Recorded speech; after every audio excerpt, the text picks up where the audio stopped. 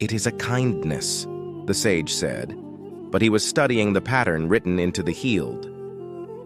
"Kindness that makes a garden of men." "Order," the voice corrected gently. "Order that ends hunger and war. Order that spares them the burden of decision. They will sing and work and rest, and none will be left behind. Why should they fear a hand that holds them so tenderly?" The scene widened. Streets filled with dancers moving as one. Fields of grain bowed in the same breath as the farmers who tended them. In a square paved with white stone, a crowd swayed to a song no one else could hear. And on the steps of a shattered library, a child held an orb between his palms, and his pupils went vast and dark, as if they were wells opening into night.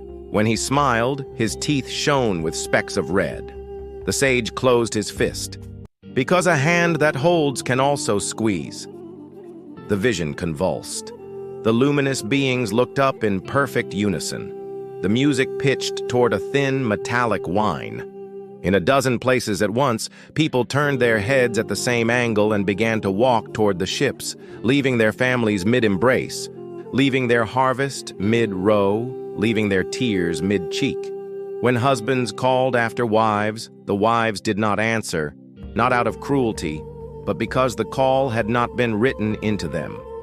The sage flinched like a man struck. Enough. The blue sky collapsed to the white-hot breathing of the forge. The sage's hands shook. For a heartbeat, he looked very old. "Mercy without choice is not mercy," he whispered, as if reciting a theorem that had taken him years to prove. "Love without will is not love. If unity demands the death of a mind, then unity is a lie. We will cut through it." He smoothed the blade with a cloth that hissed where it touched the steel, the last of the quenched ether burning off in curls. "Severance," he said again, and named it as one might name a child.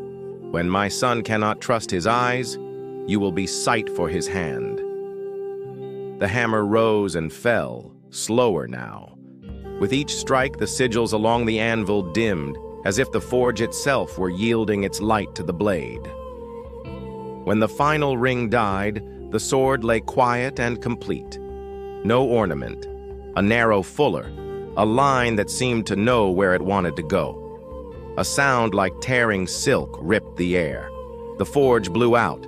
Darkness slammed into Eva with the force of a closed door.